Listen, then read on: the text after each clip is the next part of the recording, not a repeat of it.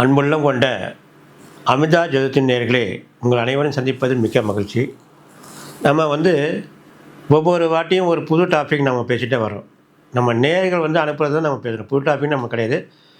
நேயர்களுடைய கருத்துக்கள் நமக்கு அனுப்புகிறாங்க. நம்ம நேயர்கள் அதிகப்படியாக நம்ம சேனலை ரொம்ப பார்க்குறாங்க. அதனால் இந்த ஒரு புது டாபிக் நம்ம இப்போ பேச போகிறோம். அதாவது ஏன் திருமணம் ஆகவில்லை? ரொம்ப பெற்றோர்களுக்கு இது சங்கடமாக இருக்குது. நம்மகிட்ட காசு பணம் இருக்குது, சொத்து இருக்குது, செய்கிறதுக்கான காலங்கள் இருக்குது, எல்லாமே இருக்குது. 30, 35 வயசு ஆகுது, நம்ம பையனுக்கு கல்யாணம் ஆகலை.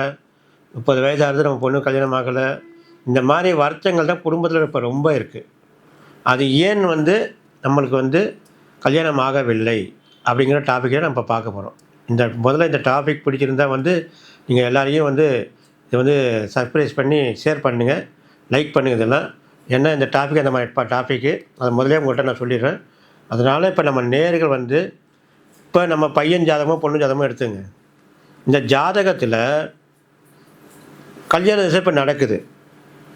கல்யாண திசை நடந்தும் நம்மளுக்கு ஜாதக ரீதியாக வெளில கொடுத்தோம்னா எல்லாம் முடிய போகிற நேரத்தில் ஏதோ ஒரு ரூபத்தில் அது தட்டு கிடையாது. இப்போ ஆணோட ஜாதகம் இருந்தாலும் சரி, பெண்ணோட ஜாதகம் இருந்தாலும் சரி, இப்போ போகிறோம், மெனக்கிறோம்.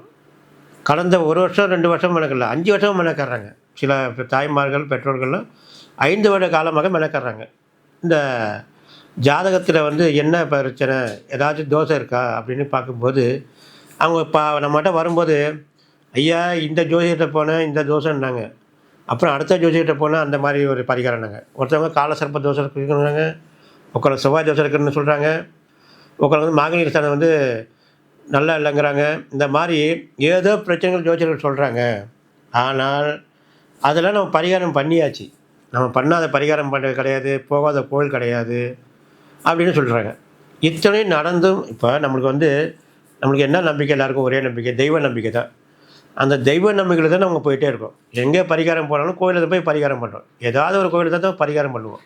அப்போது நாம் ஒரு தெய்வ நம்பிக்கை கூடிய அந்த பரிகாரம் தான் நம்ம செய்கிறோம். அப்போது அந்த தெய்வ நம்பிக்கை இருந்தாலும் ஏன் அந்த பரிகாரங்கள் நமக்கு ஏற்படவில்லை? அதுதான் முதல்ல பார்க்கணும். 5 வருஷமாக நாங்கள் பார்க்குறோம், கல்யாண திசையும் வருது, இப்போ கரெக்டாக நடக்குது. ஆனால் நம்மளுக்கு ஏதோ ஒரு ரூபத்தில் தடைகள் வந்துகிட்டே இருக்குது. அதற்கு முழுமையான காரணம் நம்மளுக்கு தெரியல. அது என்னவாக இருக்கும்? அந்த சப்ஜெக்டு தான் இப்போ நான் சொல்ல போகிறது. இந்த ஏன் திருமணம் ஆகவில்லை அப்படின்னு நீ பார்க்கும்போது இந்த பரிகாரம் நீ செய்ய வேண்டாம். இந்த தோஷங்கள் பரிகாரங்கள், அதாவது ஒரு பரிகாரம் தேவையில்லாமல் பண்ணிங்கன்னா அது நேர்முறையான விபரீதங்களை கொடுத்துரும். பரிகாரம் இருந்தாலும் மட்டும்தான் செய்யணும். இருந்தாலும் வாழ்க்கையில் பரிகாரங்கிறது நம்மளுக்கு எப்போ தேவையோ அப்போ தான் செஞ்சுக்கணும். அதுவும் பாரம்பரியமான ஜோதிடர்களை நீங்கள் பார்த்து தான் தெரிஞ்சுக்கணும். எல்லாட்டையும் போய் நீங்கள் காமிக்கக்கூடாது. ஜாதகங்கிறது ஒரு பெரிய புதிய ஃபைல் மாதிரி, அது எல்லாட்டையும் காமிக்கக்கூடாது.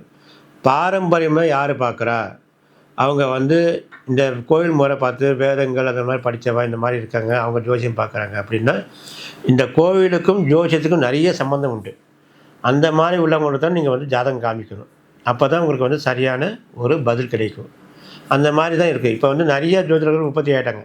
எப்போயுமே ஒன்று கேட்டுங்க, ஜோதிடம் பொய் அல்ல, ஜோதிடர்கள் பொய்யானவர்கள் அப்படின்னு ஒரு இதே உண்டு. எப்படின்னா ஜோதிடம் பொய் ஆகாது. ஜோதிடங்கிறது கரெக்டாக தான் இருக்கும். அது நம்ம நேரம் நல்லவர்கிட்ட போய் மாட்டிக்கணும். அப்போ தான் நம்மளுக்கு நல்லா வழிகாட்டுதல் அமையும்.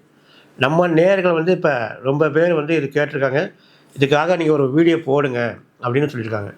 அப்போது இதுக்கெல்லாம் என்ன காரணம்னா, நம்ம குழந்தைங்களுக்கு இருக்கும்போதே, நம்ம குழந்தைங்க சின்னதாக இருக்கும்போது, இப்போ உங்கள் அப்பா அம்மா இருக்கா அப்படின்னா அவங்களுடைய அப்பா அம்மா, தாத்தா பாட்டிங்கன்னு சொல்ல முடியாது, அவங்க அல்லது அப்பா அம்மா யாராச்சும் ஒருத்தவங்க, இல்லை பொண்ணு வீட்டுக்கு தாத்தா பாட்டிங்க, இல்லை பையனுடைய தாத்தா பாட்டிகள், இப்படி யாராச்சும் வேண்டியிருப்பாங்க. நம்ம பொண்ணுக்கு நல்லபடியாக பிரசவம் ஆனோன்னா நம்ம தத்து கொடுக்குறோம், அதே மாதிரி நம்ம பையனுக்கு ஆண் வாரிசு தத்து கொடுக்குறோன்னு வேண்டியிருப்பாங்க. அந்த வேண்டுதல் செஞ்சுட்டு அப்புறம் அவங்க மறந்துடுவாங்க. நல்லா தெரிஞ்சுக்கிங்க, அது வேண்டியிருப்பாங்க, அப்புறம் அவங்க மறந்துடுவாங்க. அந்த மாதிரி இருக்கும்போது நீங்கள் எத்தனை வீட்டில் ஜாதகம் கொடுத்தாலும் எத்தனை வருஷம் ஆனாலும் கல்யாணம் நடக்காது. இந்த தத்து கொடுத்துட்டோம்னா நீங்கள் எந்த கோவிலில் குழந்தைய தத்து கொடுத்தீங்களோ அந்த கோவிலில் போய் அந்த தெய்வத்திலேருந்து நீங்கள் முதல்ல பர்மிஷன் கேட்கணும் அந்த தெய்வத்துக்கிட்ட. இந்த மாதிரி உன் குழந்தைய கல்யாணம் பண்ணலாமான்னு கேட்கணும். அது பண்ணுங்கோ அப்படின்னு உங்களுக்கு வந்து உத்தரவு வந்துருச்சுன்னா, நீங்கள் தட்டை திருப்பிக்கணும். தட்டை திருப்பி எடுத்துகிட்டு வந்து அப்புறம் தான் நீங்கள் ஜாதகம் வெளியிலேயே கொடுக்கணும். அப்போ தான் ஜாதகமே அமையும். அந்த மாதிரி இல்லைன்னா, நீங்கள் எத்தனை வருஷம் ஆனாலும் இது வந்து அப்படியே தான் தடங்கலாகிட்டே இருக்கும். இது ரொம்ப பேருக்கு தெரியறதில்ல. இது ஒரு சின்ன பரிகாரம் தான். யாராச்சும் ஒருத்தவங்க வேண்டியிருப்பா. ஒன்று தட்டு கொடுத்துருப்பா, இல்லை என் குழந்தைக்கு இந்த மாதிரி செய்கிறேன்னு வேண்டியிருப்பா. இந்த மாதிரி குலதெய்வம் பாக்கி இருந்தால் மட்டுமே தான் இந்த மாதிரி பாதிப்புகள் ஏற்படும். இதற்கு ஜாதக ரீதியாக பரிகாரம்லாம் தேவையே கிடையாது. இப்போ நான் என்ன சொல்கிறேன், இந்த பாயிண்ட்டை நீங்கள் நோட் பண்ணி பாருங்கள். வீட்டில் வந்து உட்காந்து யோசனை பண்ணி பாருங்கள். இந்த மாதிரி நம்ம பையனுக்கு கல்யாணம் ஆகலையே அப்படின்னு கேட்டு பாருங்கள். உங்கள் அப்பா அம்மாகிட்ட இல்லை தாத்தா பாட்டிகிட்ட கேட்டு பாருங்கள். யாராச்சும் ஒருத்தவங்க வேண்டியிருப்பாங்க. அப்படி இருந்தால் கட்டாயமாக அதை போய் செஞ்சுட்டு வாங்க. போய் எந்த தெய்வத்துக்கிட்ட தத்து கொடுத்தீங்களோ அந்த தெய்வத்துக்கிட்ட உத்தரவு கேளுங்க. உன் குழந்தைக்கு கல்யாணம் பண்ணலாமான்னு உத்தரவு கேளுங்க. அது உத்தரவு கொடுத்த உடனே நீங்கள் வந்து குழந்தைய தத்து எடுத்து திருப்பி கொண்டாங்க. அந்த கோயிலில் போனால் சொல்லுவாங்க தென்னம்பிள்ளையை கொண்டாங்கன்னு. அந்த தென்னம்பிள்ளையை கொடுத்து உங்கள் பிள்ளைய வந்து திருப்பிங்க. அப்புறமேல நீங்கள் ஜாதகத்தை வெளியே கொடுங்க. கரெக்டாக 6 மாதத்துலேயே உங்கள் குழந்தைங்களுக்கு கல்யாணம் ஆகிடும். இது ஒரு பெரிய ரகசியம் எல்லாம் கிடையாது. ஆனால் இது மறைக்கப்பட்ட ரகசியம். இதை வந்து மறந்துடுவாங்க. ஏன்னா 30 வருஷத்துக்கு முன்னாடி இது நடந்திருக்கும். இது நடந்து இயற்கையாகவே நம்மளுக்கு ஞாபகம் போயிருக்கும். இதுதான் பாக்கியாக இருக்கும். இது ஒன்று. 2வது ஏதாச்சும் குலதெய்வத்துக்காக வேண்டியிருப்பாங்க. இந்த மாதிரி முடி காணிக்க கொடுக்குறேன், இல்லைன்னா இங்கே வந்து மொட்டை போடுறேன் அப்படின்னு வேண்டியிருப்பாங்க. அதுவும் செய்யலைன்னா இந்த மாதிரி அந்த தெய்வம் வழி விடாது. ஏன்னா அது அதோட குழந்தைங்கிறதுனால அது வழி விடாது.